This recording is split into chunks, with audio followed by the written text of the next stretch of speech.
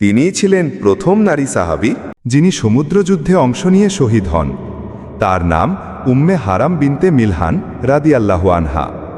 একজন মহান সাহাবী, নবীজের দুধ ভাই হরম বিন মিলহানের বোন এবং উম্মে সুলাইম রাদিয়াল্লাহুয়ের বোন।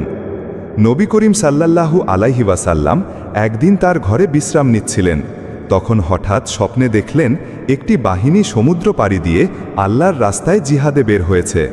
ঘুম থেকে উঠে নবীজি বললেন, আমি আমার উম্মতের কিছু লোককে দেখলাম যারা বাদশাদের মতো সিংহাসনে বসে সমুদ্রের তরঙ্গে তরঙ্গে জিহাদে রওনা দিয়েছে।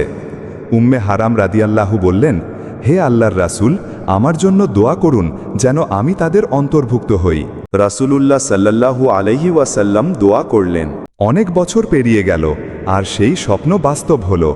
খলিফা মুয়াবিয়া রাদিয়াল্লাহুয়ের শাসন আমলে প্রথম ইসলামী নৌবাহিনী গঠিত হল। উম্মে হারাম বিনতে মিলহান রাদিয়াল্লাহু আনহা সেই বাহিনীতে অংশগ্রহণ করলেন। সাইপ্রাস অভিযানে তিনি পৌঁছান। সেই ভূমিতে পৌঁছে একটি বাহনের পেছন থেকে পড়ে যান তিনি এবং শহীদ হন। এইভাবেই উম্মে হারাম বিনতে মিলহান রাদিয়াল্লাহু আনহা ইসলামের ইতিহাসে প্রথম নারী সাহাবী হিসেবে সমুদ্রে শহীদ হওয়ার গৌরব অর্জন করেন। আজও তার কবর সাইপ্রাসে অবস্থিত, যা হালসাল সুলতানা টেক্কে নামে পরিচিত। একটি পবিত্র নিদর্শন, একজন নারীর সাহস ও ঈমানের অমর স্মৃতি।